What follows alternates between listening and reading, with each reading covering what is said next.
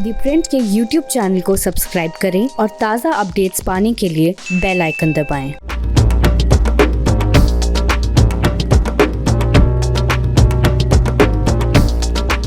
स्वागत है आपका प्योर पॉलिटिक्स में। तो हम बात करेंगे पंजाब की। पंजाब में जिस तरह से कांग्रेस हाईकमान ने अपने चीफ मिनिस्टर को बदला है और एक दलित चीफ मिनिस्टर की अपॉइंटमेंट हुई है, पंजाब के इतिहास में पहली बार दलित व्यक्ति को मुख्यमंत्री बनाया गया है, तो क्या इस दलित कार्ड से कांग्रेस की समस्या जो है पंजाब में वो खत्म हो जाएगी? क्योंकि 4 महीने के बाद वहाँ पे विधानसभा के चुनाव हैं। क्या 4 महीने का वक्त जो दलित मुख्यमंत्री हैं उनके लिए काफ़ी होगा कास्ट अलायंस, कास्ट अर्थमेटिक को साधने के लिए? या फिर कांग्रेस ने जो अपनी एंटी इनकम्बेंसी थी वो कैप्टन अमरिंदर सिंह को हटा करके एक तरह से धो लिया है? और क्या ये दलित कार्ड जो है वो बाकी दलों पे भारी पड़ेगा? तो कांग्रेस के इस मास्टर कार्ड या फिर कहें मास्टर स्ट्रोक के रास्ते में क्या है फच्चर, और क्या कांग्रेस ने अपनी राह आसान कर ली है इस दलित चीफ मिनिस्टर की अपॉइंटमेंट से? तो प्योर पॉलिटिक्स में बात पंजाब की। तो शुरुआत करते हैं पंजाब की। अगर राजनीति को देखें तो पंजाब की राजनीति, जो पंजाब की पॉलिटिक्स है, वहाँ के अगर कास्ट समीकरण को देखें, कास्ट पॉलिटिक्स को देखें, सबसे पहले कि कास्ट कॉम्बिनेशन क्या कहता है। पंजाब की राजनीति में जो दलितों की संख्या है वो तकरीबन 32% है, यानी कि सबसे बड़ा ब्लॉक जो है पंजाब की राजनीति में दलित पॉपुलेशन है। ये अलग बात है कि इस सिग्निफिकेंट दलित पॉपुलेशन होने के बाद भी पंजाब की पॉलिटिक्स में जो डोमिनेंस रहा है, जो प्रभुत्व रहा है, वो जट सिख का रहा है, यानी कि सिखों ने वहां पे राज किया है। चूंकि एक सिख डोमिनेटेड स्टेट है, इसलिए संख्या भले ही दलितों की ज़्यादा हो, लेकिन जो वहाँ की राजनीति है उसमें जट सिख का बोलबाला रहा है। अगर जट सिख के परसेंटेज की बात करें, उनके जनसंख्या की अनुपात की, तो 25% के आसपास उनकी जनसंख्या है।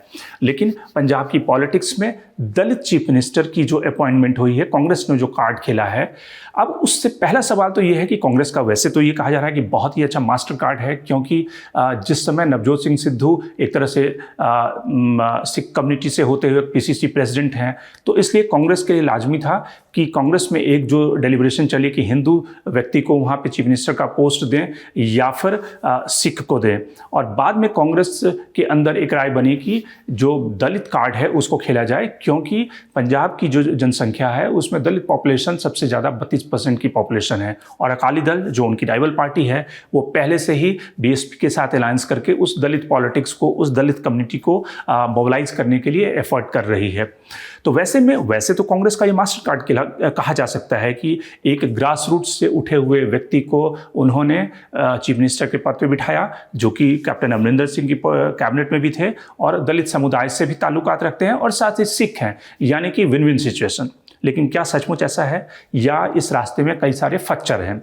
तो हम उन फच्चरों की बात करेंगे। वैसे अगर आप पेपर पर देखें तो ये जो अर्थमेटिक है, ये जो कैलकुलेशन है, ये जो डिसीजन है, वो आपको लगेगा फुल प्रूफ डिसीजन, और आपको लगेगा कि पंजाब में कांग्रेस की बैतरनी तो पार हो गई, क्योंकि कांग्रेस ने एक तरह से एंटी इनकम्बेंसी को भी धो दिया, कैप्टन अमरिंदर सिंह को हटा करके एक दलित चीफ मिनिस्टर की अपॉइंटमेंट कर दी, कास्ट जो सेगमेंट है उसको, उस सेगमेंट को आउटरीच करने के लिए, और जहाँ पे अकालियों की नज़र थी, बीजेपी दलित कार्ड खेलने की कोशिश कर रही थी, और दलितों का जो पिछले विधानसभा का चुनाव है, दलितों का ज्यादातर झुकाव आपकी तरफ हुआ था और दलितों ने बहुत अच्छी खासी संख्या में आपको वोट दिया था और आप वहां पे एक तरह से अपोजिशन पार्टी के रूप में इवॉल्व हुई थी। तो आपको भी कहीं ना कहीं, आपके इमरजेंसी को भी कांग्रेस ने धो दिया है। लेकिन इस पूरी कहानी में 2-3 फच्चर हैं। पहला फच्चर क्या है? पहला फच्चर यह है कि कांग्रेस का जो ट्रेडिशनल वोट बैंक वहां पे रहा है, वो चूंकि कैप्टन अमरिंदर सिंह की छवि जो रही है, वो एक बाय एंड लार्ज वो सारे कास्टों में, सारे सबके बीच में एक्सेप्टेंस उसकी रही है, स्वीकार्यता रही है। इसलिए सिखों ने भी उन्हें वोट दिया है, बाकायदा ये जानते हुए कि जो पंथिकों की पार्टी है अकाली दल, वो सिखों की पार्टी है। तो लेकिन कैप्टन को उनका भी वोट मिलता रहा। दलितों का भी एक साइजेबल जो चंक है वो कैप्टन अमरिंदर सिंह को या कांग्रेस को वहाँ पे मिलता रहा है। और अब इस पूरी कहानी में फैक्चर क्या है कि पहला ये है कि जो नए मुख्यमंत्री हैं वो दलित कम्युनिटी से हैं। उनके पास अगर वो दलित कम्युनिटी उस सेक्शन में कहीं ना कहीं इनरोड कर पाने में कामयाब होते हैं तो दलित कम्युनिटी का एक चंक उन्हें मिल जाएगा। लेकिन क्या सिखों का वोट भी कांग्रेस को उतना मिल पाएगा?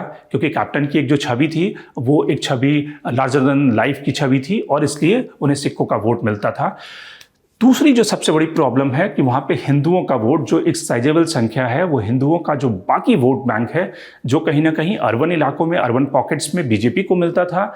और वैसी स्थिति में चूँकि कांग्रेस ने 2 कार्ड खेले हैं कि पहला कि पीसीसी प्रेसिडेंट जो है वो जट सिख है, लेकिन जो मुख्यमंत्री है वो दलित है और दलित और सिख दोनों है। तो जो हिंदू वोट बैंक है, जो अर्बन पॉकेट्स का वोट बैंक है, वो कांग्रेस को क्या मिलेगा? क्योंकि अमरिंदर सिंह ने जिस तरह से नेशनलिज्म का जो प्लैंक उछाला, रेजिग्नेशन देते हुए, इस्तीफा देते हुए, वो कहीं ना कहीं कार्ड अगर अमरिंदर सिंह आगे अपनी पॉलिटिक्स को और कांग्रेस को नुकसान पहुंचाना चाहेंगे और नेशनलिज्म का जो कार्ड उन्होंने खेला, जिस तरह से उन्होंने नवजोत सिंह सिद्धू के ऊपर आरोप लगाया, जिस तरह से उन्होंने कहा कि बाजवा के साथ उनके संबंध हैं, पाकिस्तान के इमरान खान के साथ उनके संबंध हैं और उनसे वो हाथ मिलाते हैं, और जिस तरह से पंजाब में ड्रोन से लगातार ड्रग्स की तस्करी हो रही है, जिस तरह से एमुनिशन वहाँ पे ड्रॉप किए गए हैं, तो कहीं ना कहीं जो ये हिंदू वोट बैंक है वो उससे कहीं ना कहीं कांग्रेस को हाथ धोना पड़ सकता है। वो कहीं ना कहीं पोलराइज या तो बीजेपी के पक्ष में अर्बन पॉकेट्स में हो सकता है या फिर आपके पक्ष में हो सकता है। तो पहला जो फैक्टर है वो अमरिंदर सिंह खुद हैं। अमरिंदर सिंह किस तरह से आने वाले दिनों में अपनी पॉलिटिक्स को पंजाब में इवॉल्व करते हैं और किस डायरेक्शन में जाते हैं? क्या वो अलग पार्टी बनाकर एनडीए में शामिल होंगे या फिर वो शुरुआती जो भड़ास है निकालने के बाद फिर से कांग्रेस में ही बने रहेंगे? तो अमरिंदर का जो मूव है वो बहुत कुछ डिसाइड करेगा कि वहाँ की पॉलिटिक्स किस तरह से टर्न होती है, क्योंकि अमरिंदर ने बहुत साफ कहा है कि वो नवजोत सिंह सिद्धू को किसी कीमत पर मुख्यमंत्री नहीं बनने देंगे। दूसरा जो फैक्टर है वो कांग्रेस की इंटरनल इनफाइटिंग। अब आप देखिए कि मुख्यमंत्री बदला जा रहा है। मुख्यमंत्री इसलिए बदला गया कि वहाँ की इनफाइटिंग खत्म हो जाए और एक तरह की विन विन सिचुएशन सबके लिए थी। जट सिंह जो था वो पीसीसी प्रेसिडेंट है, दलित मुख्यमंत्री बन गया, और 2 डिप्टी चीफ मिनिस्टर जो बन रहे हैं वो अलग 2 कम्युनिटियों को साधने के लिए बन रहे हैं। लेकिन उसके बाद भी जिस तरह से लोगों का आक्रोश, और ख़ास करके खुद अपने जो पुराने उनके नेता हैं और जो कि सीएम की रेस में थे, उनका जिस तरह से आक्रोश आया हरीश रावत के उस स्टेटमेंट को लेकर, कि हरीश रावत ने जो स्टेटमेंट कहा था कि मुख्यमंत्री तो निश्चित रूप से चन्नी साहब हैं, लेकिन जो पंजाब का विधानसभा चुनाव होगा वो एक तरह से सिद्धू के नेतृत्व में होगा। तो उनका ये कहना था फिर तो ये मुखौटा मुख्यमंत्री हो गए सिर्फ 4 महीने के लिए। अगर सिद्धू के नेतृत्व में ही चुनाव होना है और अगले चीफ मिनिस्टर सिद्धू ही होंगे तो फिर इनकी बात और दलित कम्युनिटी क्यों इन्हें वोट देगा? दोनों बात में तर्क है कि अगर ये सिर्फ मुखौटा मुख्यमंत्री हैं और नवजोत सिंह सिद्धू अगले मुख्यमंत्री कांग्रेस उन्हें प्रोजेक्ट करेगी, तो फिर दलित कम्युनिटी क्यों मोबिलाइज करेगा कांग्रेस के पक्ष में? तो ये जो कांग्रेस की इंटरनल इनफाइटिंग है वो दूसरा फैक्टर है कांग्रेस की राह में, कि वो किस तरह से आने वाले दिनों में उस अपनी इंटरनल फाइटिंग को साधती है और किस तरह से कैप्टन अमरिंदर सिंह को साधती है, जो कहीं ना कहीं वृद्ध होने के बावजूद भी एक वहाँ के सीजन नेता हैं और जिनका कि एक वहाँ की पॉलिटिक्स पे होल्ड रहा है। तीसरा जो फैक्टर है वो खुद सिद्धू हैं, नवजोत सिंह सिद्धू, जो कि कांग्रेस के इस समय अध्यक्ष हैं।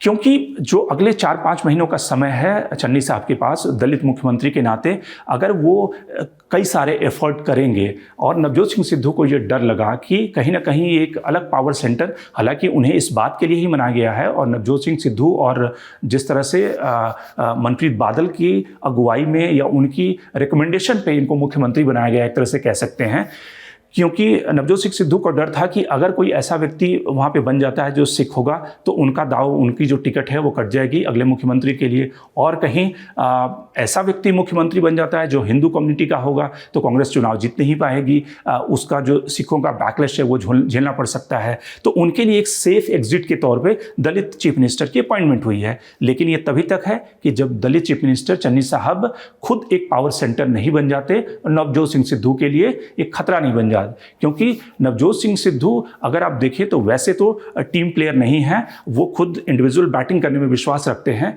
तो इसलिए नवजोत सिंह सिद्धू आने वाले दिनों में किस तरह से सिक्योर महसूस करते हुए कांग्रेस को एक इंक्लूसिव सबको साथ लेकर चलते हैं और पार्टी को जीत के मुहाने तक पहुंचाते हैं, ये देखने वाली बात होगी। तो कांग्रेस के राह में कई सारे फच्चर हैं। और बाकी अगर पार्टियों की बात करें, आपकी पॉलिटिक्स और बीजेपी की पॉलिटिक्स, अकाली दल की पॉलिटिक्स, तो निश्चित रूप से बीजेपी की जो पॉलिटिक्स है, बीजेपी की पॉलिटिक्स चूंकि वहाँ पे एक माइनर प्लेयर है, लेकिन बीजेपी कोशिश करेगी कि अर्बन सीटों पर उसे कुछ ना कुछ वोट मिले।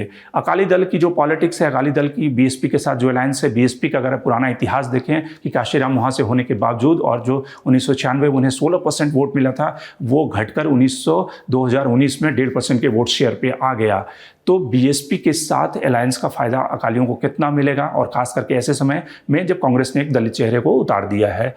और खास करके जो किसानों का आंदोलन है, वो एक तरह से अकाली दल के नेता सुखबीर बादल को लगातार हर जगह पे विरोध का सामना करना पड़ा है, क्योंकि किसानों को लगता है, जो कि एक साइजेबल चंक है, जो कि कम्युनिस्टों के साथ में किसानों की जो अलायंस है, उनके साथ में जो उनकी नज़दीकी है बहुत पुरानी है, और उनको लगता है कि अकाली दल तो बीजेपी के साथ में सत्ता में थी और उन्होंने किसान बिल का समर्थन किया था। तो ये सारे ऐसे कारण हैं जिससे अकाली दल बैकफुट पे है। आपकी जहाँ तक पॉलिटिक्स है, आपकी पॉलिटिक्स में सबसे बड़ा जो हिंड्रेंस है कि आप न तो अभी तक दलित चेहरे को मुख्यमंत्री के तौर पे उतार पाई है और न ही अपने सिख चेहरे को। तो चीफ मिनिस्टर कौन होगा, ये एक सबसे बड़ी उनके सामने समस्या है। लेकिन हाँ, जो सरकार की एंटी इनकम्बेंसी है, जो कांग्रेस सरकार की एंटी इनकम्बेंसी है, उसका वो जरूर कुछ ना कुछ फायदा उठा सकते हैं। Shankar Ramesh, the print. लेकिन आप हमारे यूट्यूब चैनल को सब्सक्राइब करना ना भूलें और साथ ही अपने कमेंट्स, अपने रिएक्शन लगातार हमें भेजते रहें।